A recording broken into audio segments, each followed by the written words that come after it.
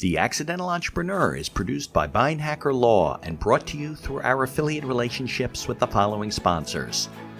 One of One Productions, the New Jersey-based podcast studio that produces and edits both audio and video podcasts. They sell equipment for the average podcaster and have even created a guesting kit exclusively for our listeners.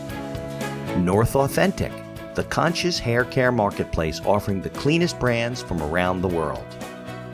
The Healthy Place, the e-commerce site with thousands of supplements to help you live a healthier life, along with natural solutions for chronic pain, stress, anxiety, depression, sleeplessness, and much, much more. And be sure to support the podcast by ordering some logo merchandise from our online store. Listen to all of our sponsors' commercials later in this episode and follow their links in the show notes to learn more about their products and services.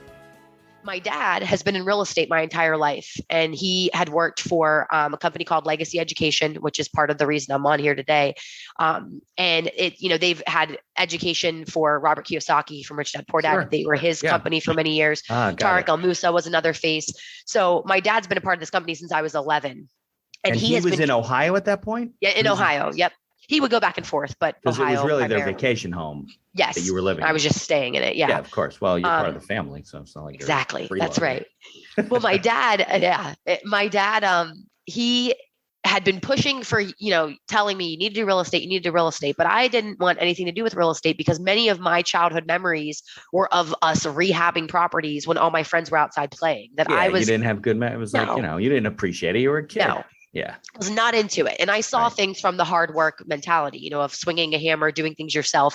So I just didn't want anything to do with it. But my dad became very successful once he did learn, how to systemize your business and have teams and all that in place, that it did change my life. And I was able to have all those opportunities like access Hollywood and come to Florida because of the decisions my dad made many years about getting a true financial education, learning and investing in yourself to do that. And he became financially free doing that. So you think I would have got that, but I didn't for many years when until you're young. You're not like in the mental state to receive it. Exactly. If you don't have, it's easy to look back, but it's very hard at the time to, you're trying to find your way in the world. You don't believe your parents. You're like, oh, come on, Dad. Exactly. And it's like almost like until you have the pain in your own life, you don't really know. And that's where I was at. The information provided in these episodes is for entertainment purposes only. It is not a guarantee of success or to be construed as advice of any kind. You should always seek advice from local licensed professionals before making any decisions. The dictionary defines an entrepreneur as a person who organizes and manages any enterprise, especially a business, usually with considerable initiative and risk. People often start a business without much choice, perhaps due to a job loss or just being dissatisfied at work, and they come up with an idea they just know can be successful. They become entrepreneurs by accident. That is to say, their success or failure happens by accident, not with intention. My name is Mitch Beinhacker. I'm a corporate attorney and a business advisor. You're listening to The Accidental Entrepreneur, my podcast about how to achieve success on purpose, not by accident. Join me along with our monthly guests where we share our knowledge and help you get a hold of your business. And now on to today's episode. Hey everyone, Whitney Chaffin here. I'm so excited to be on The Accidental Entrepreneur to share with you all of the things that I've learned through my years of investing, giving back, helping others, and really making my dreams a reality.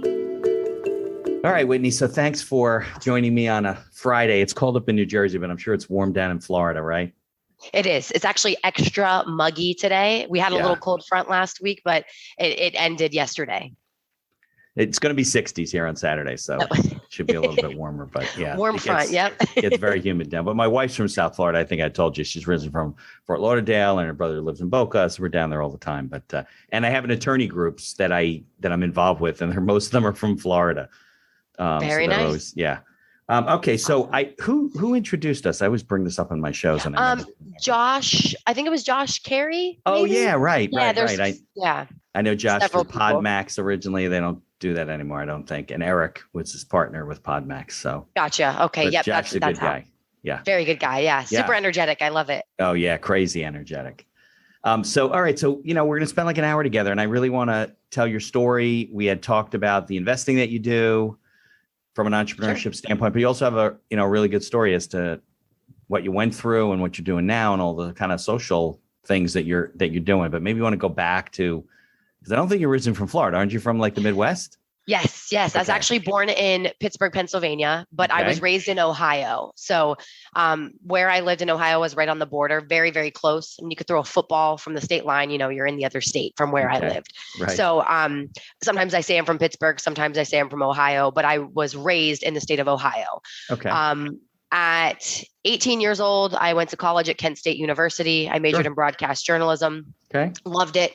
I did an internship with Access Hollywood while I was in school, and that actually landed me an opportunity to work for the host of Access Hollywood, Kit Hoover. I was actually her nanny and personal assistant for some time after that. Was that out in LA or? Yep. Okay. Yep. So we lived in like Pasadena. Yeah. Pasadena area. So I did an internship with them, and they, offered me a job, but I hadn't graduated from college yet. So I had to actually graduate to be able to actually work for Access Hollywood. So long story short, I met Kit during my internship, and she was at the time needed a nanny because her one nanny that was working for her was moving on, and I couldn't do it because I still had to finish school. But a year later, she reached out and was like, "Hey, I know that, you babysat for Billy Bush while you were here, and you've done some other things. So I need a nanny." I was like, okay, I'm there. So I moved to LA. I started living with her actually. Okay. So you became kind of like a personal assistant and take care of the kids and whatever, helping her run her house and her life. Yep, pretty much. Okay. And it was a great experience. It was an awesome opportunity. But while I was there in LA, I really learned that state was just not for me. It's just like I was so far away from everybody. All my family's on the East Coast. I was there alone at 21 years old. I had no car, no friends, and I was taking care of 3 kids all day, which I absolutely loved. But it's very hard to make friends when you're, being a babysitter all day. Yeah. So, long story short on that, I had a kind of a series of unfortunate events that happened from the time I moved there until the time I left. So some of those things were breakups with, an ex-boyfriend. I had family members pass away, but the final straw was I had a best friend from back home who actually died of a drug overdose. In Ohio. When that happened in Ohio, yes. Yeah.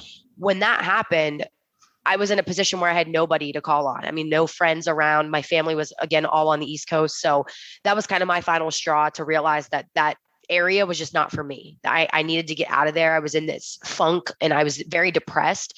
So when I had the opportunity to leave, it was either go back to Ohio or I could come to South Florida because my parents actually had a second home here in Florida. And I loved Ohio, but where I grew up, it was a very depressed area. I mean, people using drugs, selling drugs, in and out of prison. It's a regular thing. And I don't want to make it sound like it's terrible because I absolutely love where I come from, but it's very, very hard to grow if you just stay rural area. I lived in Columbus, Ohio for a couple of years. My son goes to Indiana. So when we're driving him out there, you stop in like in the hotels and they're like, don't leave your car here because, the crackheads come. I'm like, what do you mean? We're like in Pennsylvania. There's nobody. And they're like, yeah, there's a big problem out here. So I guess depressed areas and so forth, right? It is, and it gives you some grit in life, I think, because I literally don't know a stranger and I love everybody from all walks of life. And I think it gives you an appreciation, but I always kind of wanted to do more and be in just a happier environment. So I chose to come to Florida. And to come to Florida, to get out of LA, I needed a job because I was in a terrible financial spot. I mean, I was living with Kit, which was amazing. She was letting me basically live there rent free and she was paying me, but I had a ton of student loan debt. I had my own expenses and the cost of living in California and Florida was significantly higher than anywhere in Ohio. So it was a struggle for me to leave and also feeling like I was giving up my opportunity because one of the deals of working for Kit was eventually she'd help me get a job wherever I wanted in TV or in radio or wherever. Something, right? So I basically was giving up and I felt very depressed even then. And so you were going to not pursue broadcasting at that point. Exactly. And that's exactly what happened. I just took a complete different turn and I for a long time was really unhappy because of that. And I was like, I'm giving up my dream all because of my emotions. Like mental health is very important, but I didn't realize at that time. I felt like something was wrong with me. It's hard being on the inside looking out versus 100%. Yeah. So I took a job at a car dealership, which I had no experience in. I knew nothing about it. No, actually, it was just an administrative assistant job. Okay. And it was such a weird thing because I apparently had an application out there that I didn't know about on Indeed or a resume. And I'm in Florida on spring break from Los Angeles, just visiting my mom. And then I was going back to kind of reconcile my things to move out of LA. But I was here in Florida, and I got a phone call while we're driving down Federal Highway in Delray Beach from a manager at the Lincoln car dealership, which was on Federal Highway in Delray Beach, who said, I found your resume on Indeed.com and we need an admin assistant. And I was like, how did you find me? Like, what? This is so weird to me. I didn't apply for anything. So I went in the dealership. I was in jean shorts and a crop top because I was just Florida, on vacation. Right, whatever. Yeah. Yeah. And I told him, and I walked in and they hired me. And you don't remember to this day even posting the resume? No. And it's so weird. So weird. But I met this guy, his name was Manny, and Manny hired me to be the administrative assistant and personal assistant to the owner of the dealership. And I had just been an assistant in LA. So I was learning the ropes of, being a personal assistant for somebody. But the unique thing about this man is he was completely blind. So I was not only his blind, assistant, like literally no usable vision. And he was running a multi-million-dollar dealership. This was Manny? And this was Tim, but the Manny owner hired me for Tim. Yes. Got it. And so that was a complete change in my life, because I'd always helped people, but I had never helped anybody with some sort of, disability, special need. Right? Yeah. Or just, I had no idea. But at least now you're moving back to Florida and you have a job, right? Yeah. Exactly. And I think I was making $13 an hour, which I was so happy with at that time. And I was at the dealership doing my role, and I was learning a lot about marketing, and we did a lot of events and did a lot of advertising and stuff. So one day the marketing manager got fired, and we had this huge event that was happening. This was like 3 months of me working there, and nobody knew anything that was going on except for me. So I was basically put in this position to produce and like show what I can do as a marketing coordinator. Coordinator. There's an event coming up, and they fired the person before the event. They fired the manager the week of. Yes. Like what? Yes. And I was kind of stealing from the company or something. I don't even know. It was some argument. I don't even remember what it was about. The guy's name was Ted. I think you'd wait till the event was over, right? And then right. Yeah. And they made me do it. So the business person that I am pitched up. Yes. And I pitched to Tim, the owner of the dealership, listen, hey, let me do this. But if I do it well, I want a raise and I want to make $18 an hour, because marketing coordinators nationwide, that's the average. I did my research. I submitted it. And he said, okay. He was like, then that's fine. So I did the event. It was very successful. He gave me the raise. And then from that point forward, my role was to be the spokesperson, do their TV commercials, and coordinate all of their advertising, marketing, and events. Now, what's an event? Like they have like a big sale and they have one of those out front, the crazy. Some of that I would be in charge of, but the main stuff I did was a lot of the nonprofit grassroots stuff, because since the owner was blind, he didn't really enjoy print advertising, because he's like, I can't see it. I'd much rather hear an ad on the radio or on TV, or do something good in the community, because I know what it's like to, have a need. And so we basically there's a ton of money when it comes to dealerships that they have to spend for advertising money, or they lose it at the end of the year. So I learned about that, and I found out exactly. Yeah. They'll send you have to spend so much money like to get an allowance, right? Basically. Yeah. And if you don't lose it, you use it. It's kind of like, I forget the word. It's on The Office. I always watch it. The surplus. It's like government, right? If you have money left at the end of the year, they lower your budget for the fund. Absolutely. And you want to show that you need it. So we did all of these like local nonprofit events where they would say, hey, give us a donation and we'll put cars on display, or we'll put signage and print and do a radio spot and all that. So when I first started working there, I think we worked with like 6 charities. By the time I left, we were surpassing 55. I think the highest number we got to was 67. And so when we were doing that, I kind of became this like social butterfly of like connecting people who had a need for a donation to the dealership that wanted to give. And I just kind of got this reputation of being the nonprofit girl. But what I also learned during all of that is that all of those nonprofits needed housing in some way, shape, or form. And I had no idea. People that they served? Yes. And maybe not all of them, but a lot of some of them. They was yes. Yep. And so while I was doing all that giving back, I was actually nominated by one of the nonprofits, I don't even know who, to compete in the Miss Florida USA pageant, because they submitted you. They did. They were like, you need to compete in this. You do all the things that they look for and they require. You're cute. You're this, you're that. And you need to just have a platform to be able to spread your message. And I'm like, that's cool. But like, I'm not a pageant girl. Like I was a cheerleader and a hip hop dancer, but I'm more like I said, I have more grit. I'm not more like, I'm feminine, but at the time I didn't feel as feminine to be in a pageant. And so, and they're like, but you are now because we submitted you. Yes. Like, great. Exactly. So Yeah. in order to do the Miss Florida pageant, though, you had to qualify. So I actually had to enter a preliminary pageant, win the pageant, and then I could be in Miss Florida. Yeah, So, you can't just like sign up. Those girls all come from somewhere, right? Exactly. Yep. Yeah, you got to do course. something preliminary. You have to win. You get a title, and then you represent that title. That's the finals is like Miss Florida. Exactly. Yeah. So I entered the first pageant of the year. I think this was Halloween when I was nominated. The first pageant was like January 11th or something. And it was Miss Art Deco. And it was like representing the art district of Miami. And so I just trained from that district. It wasn't from anywhere else. Right. Just whoever wanted to compete in that pageant in that area. Then if you win, you're Miss Art Deco. Got it. So I trained. I lost 17 pounds by jumping rope and drinking a gallon of water a day. Right. And green tea. I drank this matcha green tea. This is before matcha was like big. And I lost 17 pounds and I ended up winning the pageant. Not that weight correlates with winning, Or but not I that got that's in the really healthiest good shape. way to do it, probably. But you did it. I did. I took, I took it very seriously. And then from that point, it was like, it just kind of like almost like skyrocketed. Now everything I looked at was like a business opportunity and was like, more of like spreading my message and wanting to help people. And I still wasn't sure, what the big crescendo was going to be. I just knew that I had a platform. I had a message. I could speak well. I wanted to do something. Well, so people wanted to, because you won, they wanted to seek you out. And yes. And so my Instagram following went up and people started kind of, following stuff. I got a better reputation with Google. I wrote my own website. I created my own content. I became a blogger. Like I was doing all this little stuff. On. Yes. And until I went to Miss Florida and then I didn't win. And so So that was the next one. There wasn't another one in between. No. So then I trained from January until July, I think is when the pageant was. And people were projecting me to be in like the top 15, but I actually didn't place. But still, it was a great experience. It was a great way for me to everybody. Keep my message going.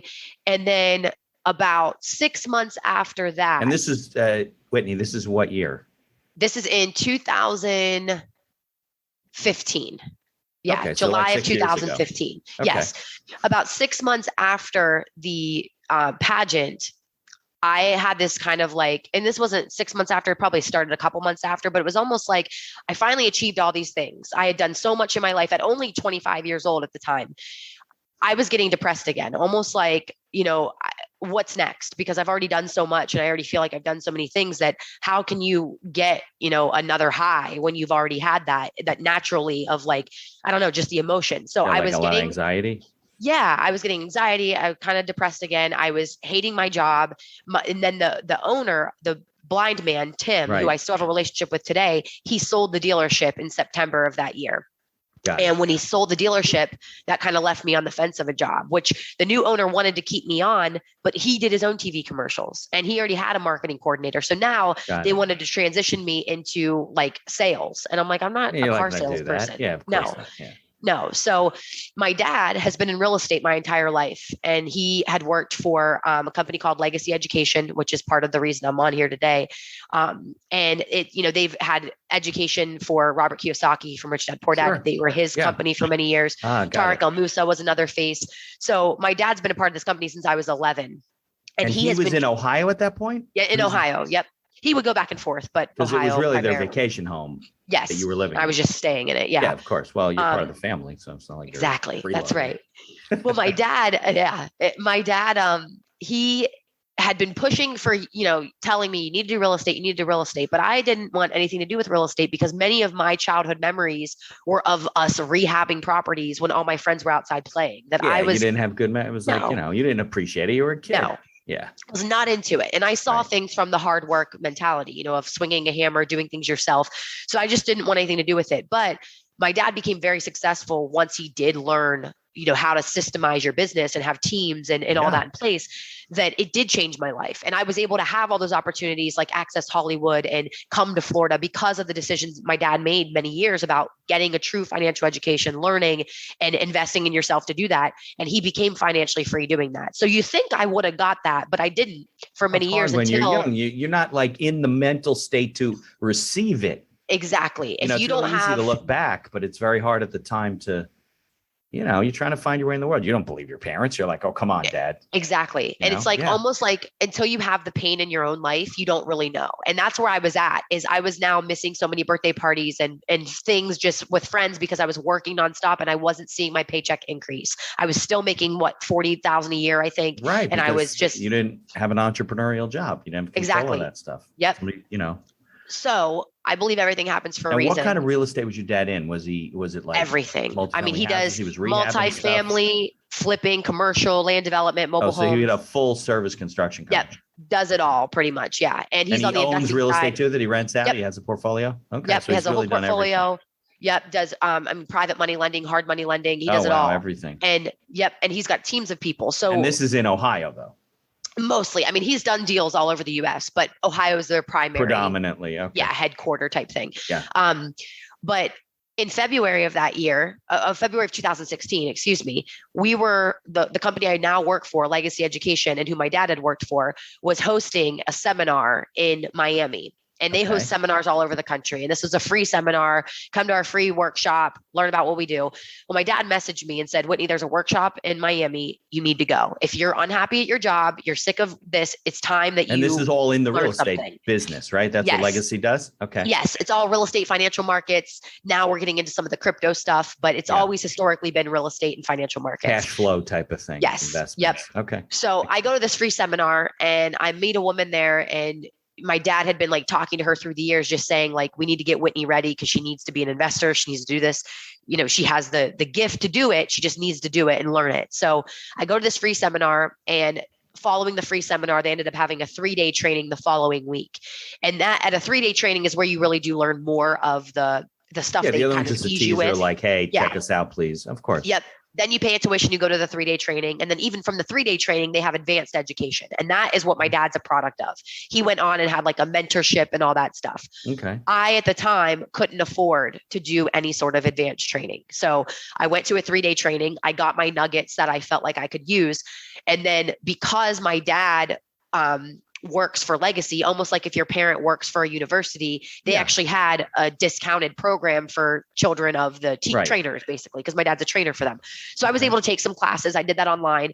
And within 3 months of going to that seminar, I did my very first deal. And that deal was a wholesale deal. I wholesaled a property in West Virginia, and I made about $3,000 doing that.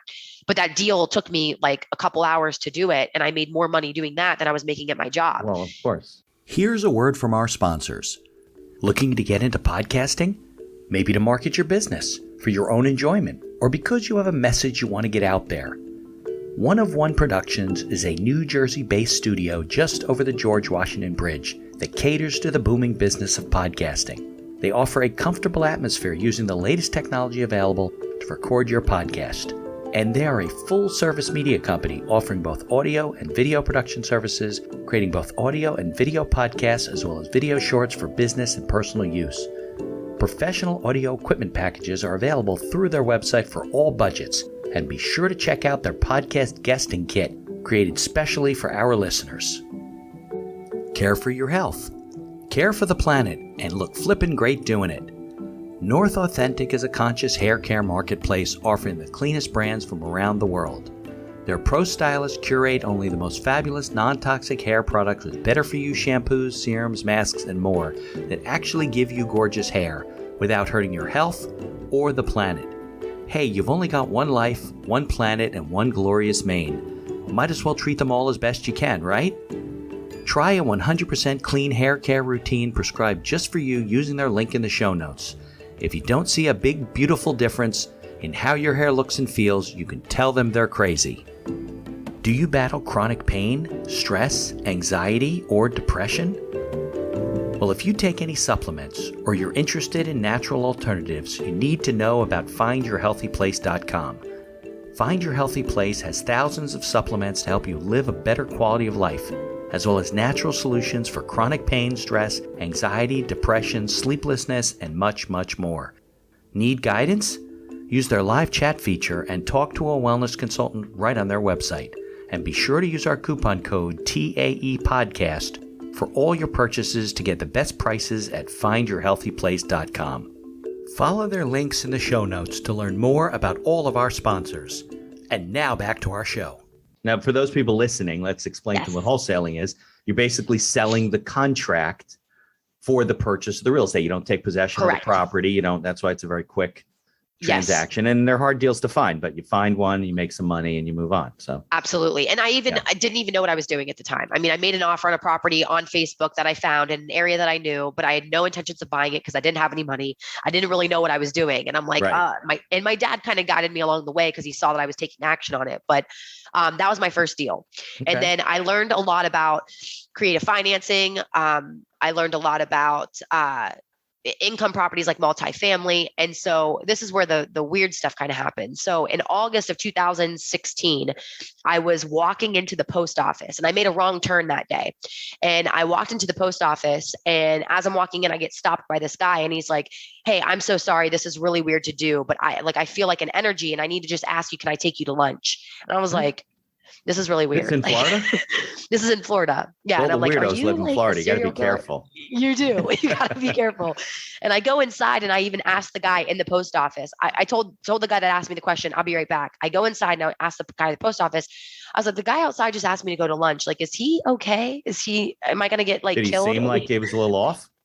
I mean, no, but it was just awkward to me. No, I understand. Especially you're a young girl, and you're like, Florida. "Yeah, I'm going to walk away with this guy's going to murder me in a park."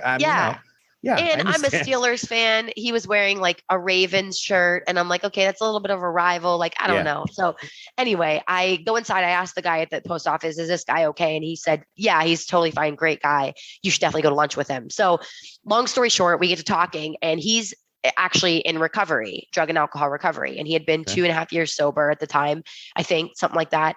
And he was in the process of getting ready to open up a sober home and knew nothing about real estate. All he knew was drug and alcohol treatment. He understood the process, understood what people go through, and how there is a severe need for safe housing for people when they're getting out of treatment so that they don't go back to what got them there in the first place. This is like a halfway house. You're coming out of treatment and you need somewhere to go. You don't want to just go move an apartment alone. You're going to relapse. Got it. Okay. Yeah. You want to be in a safe community house type thing. Sure. So he knew nothing about real estate, but I did. So basically, a couple weeks later, we get into this deal and we buy this property in Delray Beach, Florida, that ended up housing 12 men in drug and alcohol recovery. And that property ended up cash flowing a significant amount of money. And it became the first part of a recovery home that I got to experience. And I got to furnish it. You were part owner in the property. Yes. Where was the cash flow coming from? The guys who were moving in would pay? Yes. So everybody had like a rent, they had to pay like a room rental fee. Basically. Yes. Yeah. Right. And a lot of it depends how you're legally structured. So I don't want to say too much about how you make money, only because I don't want anyone to hear this and think that's exactly how it's going to be, because state to state, it's different. It varies. Yep. Whether you have a corporation, an LLC, whether you're nonprofit, but and there's rooming house rules that are different than tenancy rules. Every state's different. Exactly. Sure. There's certification processes to go through, but yes, essentially everybody had a room rate that they paid. And then we were able to use that to continue to fund the business and all of that. So that was where I was like, oh my gosh, everything I had worked for has come full circle. Now I understand my mission of giving back. And that's not even the end of it. That's just one piece. So when that happened, Legacy at that time actually wanted me to come work for them because I was basically doing what they teach people how to do. So I started, yes.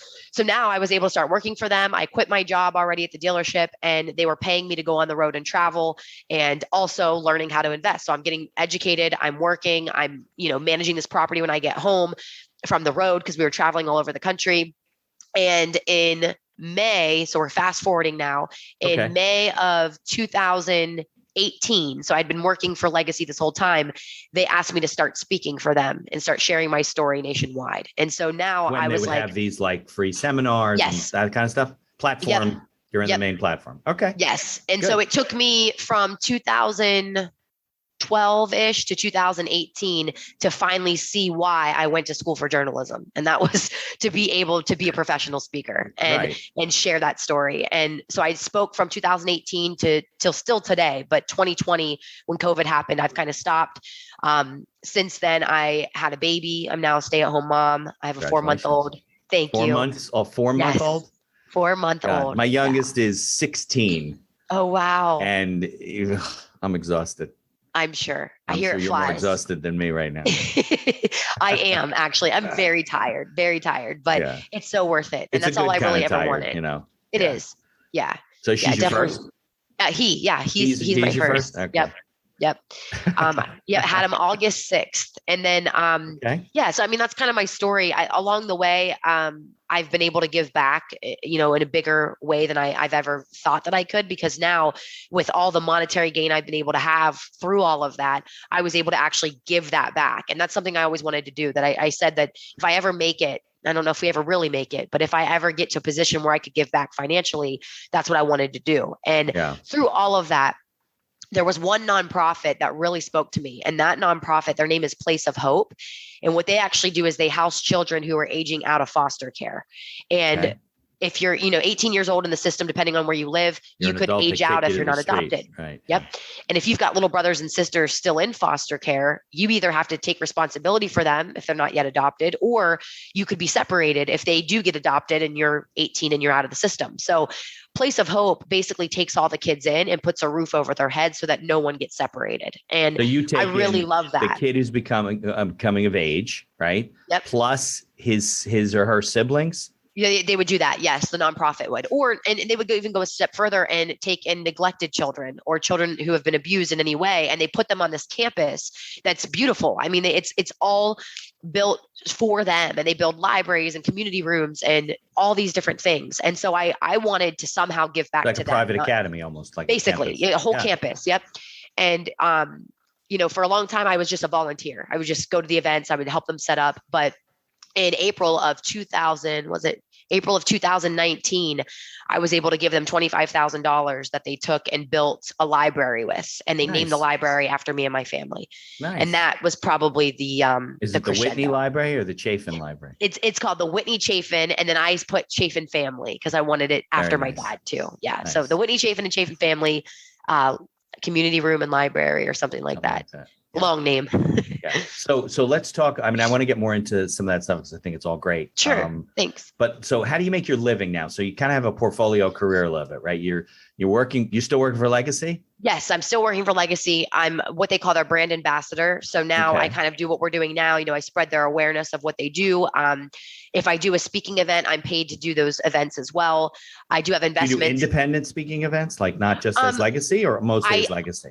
I do, but if it's usually related to Legacy, it's usually on their behalf. If somebody else, wants me to do a speaking thing and it's not a conflict with what they do, I can totally do that. If there's nonprofit work, that's totally fine as well. But most of my speaking is for them because my mission is what's called housing for social good. So I spread how to house people, whether it's homeless veterans, children in foster care, men coming out of prison, which is my newest specialty. That is kind of what I do across the nation is I spread that. So that's an income. I'm also a licensed real estate agent. So you're an agent. Okay. Plus you're in the real estate investment business. Yes. Still. Yep. And I do a little bit with crypto. My brother and I have like a mining thing that we do. So make money there. And my another episode on crypto. I'm trying to figure all that out. There we go.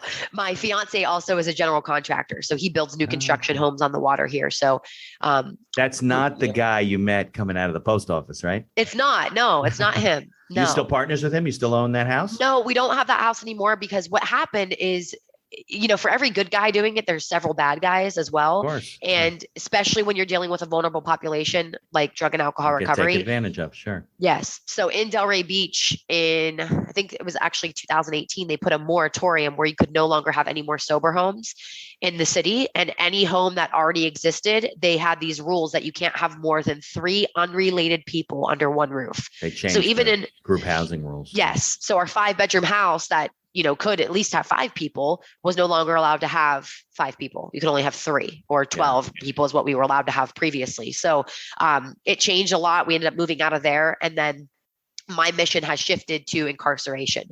So people coming out of prison who need a safe place, that's kind of what we're doing right now. Yeah. Those are traditionally halfway houses, right? You come out of prison and you need to be reassimilated into society and something like that. Yep. Yeah. So you think you just kind of fell into that like by accident and kind of... No, I mean, I truly think everything happens for a reason. And I don't mean that. I agree. Oh, okay. I agree with that. But I'm saying it wasn't like it was always in your heart to like help people in that regard. You kind of met this guy. You really didn't know about this. You learned about it then. And now you've been doing it ever since, right?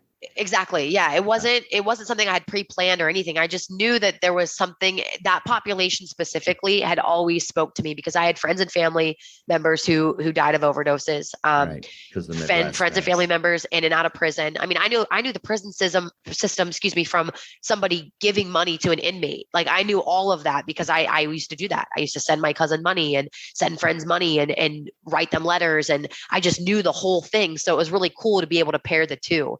Not planning to do so, just kind of happened. Well, so now you do know the prison system and you're helping. No, you're not women. Right now it's focused on men. So men and women doesn't really matter, but we try not to put them in the same house. So right now I'm on the Lake Worth Reentry Housing Committee. So we just right now are kind of in planning stages of deciding where homes should be and where the safest place is, because the biggest thing is you don't want to put these houses in a bad area because then it just puts people right back in the environment that put them there in the first place. And the mission is to end recidivism, which is people getting out of prison and going right back in the first 3 years. Relapse. Right. Yep. Yeah. But I'm sure you run into problems though. There's communities that don't want those houses. Absolutely. Right? Yeah. Yep. And that's really where education comes in, and not to sell education on this podcast or anything, but that's why we teach it, because anybody could try and open a house and do it, but you're going to get some experience that way. That's great. But it's sometimes more difficult to reinvent the wheel when there is a system to doing it. There's certain things to look for. One nugget right now is don't do it in an HOA community unless you're a nonprofit. If you're a nonprofit, you have things you can, get around. But if you're not, you're a business, there are some restrictions they can, discriminate in their own way to not have you there. Got it. And that's specific to Florida though, right?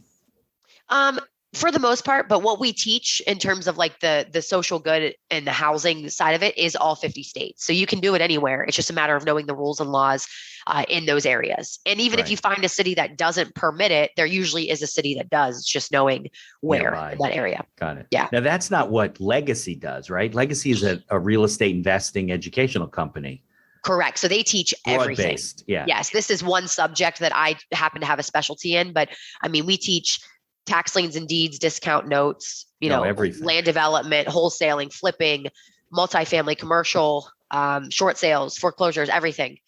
Yeah, every real estate. Have you done some of those or not? Yes, really? I have, but my real specialty is recovery and flipping, because my dad has been a part of flips forever, and he's flipped. I don't even know how many homes. And then my fiance being in it, we're doing a lot of demo and new construction and flipping essentially, but it's mostly spec homes more so than where you're really building it from. You're rehabbing them, or you're building them from scratch? Both, but the most recent one is a 3.5 acre lot or something like that in Florida, where we can build 3 new spec homes, and it needs demoed. So it has a house on it, and that we'd have to demo and all of that stuff. Yeah. Now, has Josh introduced to any of these real estate guys that he knows? Not really. He introduced you to what's Mike's last name? And Mike introduced me to Tyler Jensen. Have you heard of Tyler? He's a flipper. No, He's I know that name. 10 years younger than you. Okay. Yeah, he did like a 7-day flip where they took. What? Yeah. They had, I mean, he's got a company too, so he has the whole crew and everything, and they had it. Sure. It wasn't that he didn't flip it in 7 days. He took possession, rehabbed the house, and it was back on the market in 7 days. But I think they had a contract like weekend. It was like 3 or 4 side by sides. I mean, they did them all. Wow. Yeah, he's into all that. That's stuff. really cool. Tyler That's Jensen, really cool. Utah Homes, I think. So he's been on the very podcast. cool. Oh, I love that. Okay, I'm gonna have to look him up. And I got to think of Mike's name. Mike's going to kill me because I can't think of his last name, but I'll tell Josh he's got to connect you with. For sure. Because they're all looking to give back too. They've of course done well, and they like to help each other. Right in the business, real estate people are always looking to do that. But, when you can add a give back type of thing, because after a while, it's like you said, how many deals can you do? How much money can you make if you're paying your bills and you're living a good life and you have choices? It's really a first world problem, right? So. It is. Yeah. And if you can really help people and you have the wherewithal, but also the vision. Yeah. And the what goes on in the world. Some of these guys don't know it. And you gotta kind of connect. There's also a woman I want to connect you to. Her name is Amy. What's Amy's last name? Amy Mallon. Now she runs a website that, believe it or not, is like a search engine. And if you use her search engine, money gets donated from like big companies, Target, whatever, Best Buy, to charities. She's a big charity person. So love that. I should connect with her. She's at, and she was originally from South Florida. She's been involved with trafficking. She had a lot of problems when she was younger and rose out of it, went to New York with nothing on her back. And now she's doing a lot of stuff out of LA she pairs like celebrities with charities to do events to raise money. Yeah, all that type of stuff. Wow. So yeah, that's awesome. Yeah, I definitely want to connect with her. That's cool. Connect with her. All right. So so tell us, as we're running out of time here, tell us what's in the future for you. What are you working on now? What are you doing next? Right now, so my biggest mission right now is being a mom, obviously, but and I'm planning a wedding too. So I have a lot of like personal stuff going on. But nice. In terms of business, I really want to start Whitney's Place, which is my own recovery, home or business, I guess you could say, because right when COVID happened, I had a property under contract that I ended up having to back out of because the numbers didn't make sense. And I think that's one of the biggest things I've learned through the years is that you can't get emotional with real estate. And I've done it. If it doesn't meet your formula, don't do it. You can't do it. And, it was going to meet the formula originally. And then after we got to the very end of the process of financing, basically it was going to be a difference of like 80 grand that I was going to have to come out of pocket. And I'm like, I don't have that, and it doesn't make sense. It's not a good business decision. So it was, I want to say like the day of expiration and I had to back out. And that also, I think, contributed to some of the blues or depression that I felt at that time, because it was like something that I desperately wanted. And I finally felt like I had done all the right things to get there. And then I backed out, but I'm glad I did, because when COVID happened, they weren't releasing people from prison. They were kind of like stuck in. So I wouldn't have even had anybody in the house. I would have been paying a $3,000 mortgage with no income and no people. Right. So it was a good decision at the time. And I think I just beat myself up about it a lot, because I'm like, this is what I worked for so hard. And that's what I wanted. So now my mission is to get a place for Whitney's Place that will house the people coming out, because now there is an even bigger need for people needing a second chance, especially in Florida. The pricing of housing is insane. I mean, their rents are going up 30%. Price per square foot is nearing the 3,000 and 4,000 per square foot from Miami up. So it's like very difficult to find a place to live that's safe and that is affordable. So that's my mission. That's kind of what I'm working towards, is doing that. And while also kind of helping my fiance continue with his new construction stuff. So, I'm not sure. People learn about you, interact with you, find you. So Instagram's probably the best place. Whit Chaffin, it's WhitChaffin. That's just probably the easiest way to reach me. But I also email, phone number. I mean, I'm like an open book. My email address, I don't know if you're going to have a link or something. We'll have show notes. We'll put it in the show notes. Okay. So we can put it there, but that's probably the best way to reach me. I'm not on Instagram as much anymore intentionally. I know I should be there for business, but having a baby really makes you want to live in the present, and all this virtual world stuff that's happening is scaring the daylights out of me. So I'm trying to not get into the trap of living in this metaverse. I want to stay in the present as much as I possibly can while my baby's little. Yeah, well, I wish you luck, because I've been through 3 kids. Thank you. I remember not sleeping for years. So that's what I hear. He fortunately, he sleeps from 9 p.m. till 9 a.m. I cannot complain on that. Well, you cannot complain at all. No, he's amazing. My son screamed every 3 hours for the first 6 months of his life. The girls were like, could probably take care of themselves if we left the house, but he was he had a lot of issues when he was a little baby. But I wish you luck, and I'd like to stay in touch and follow you and see what's happening with the property when you find one down in Florida, and good luck with everything. I thank you for joining me today. Absolutely. I really appreciate the opportunity. And I hope that somebody out there, if they have a, vision or mission to do good in the world, just know that it all comes back to you tenfold. Everything you give to the world, it truly comes back. If you like the podcast, please tell others about us. You can find us on Apple Podcasts, on Google Podcasts, on Amazon Music, and many of the other podcast directories. If you like what you hear, please leave us a 5-star review, and feel free to share our episodes on social media. If you have any questions or comments, ideas for the show, or you'd even like to appear as a guest, reach out to us by email at info@beinhackerlaw.com. The Accidental Entrepreneur is hosted and produced by me, Mitch Beinhacker. If you'd like more information about my legal services, you can find me on social media or visit my website at beinhackerlaw.com. Thanks for listening, and be sure to subscribe to our feed to be notified of all future episodes.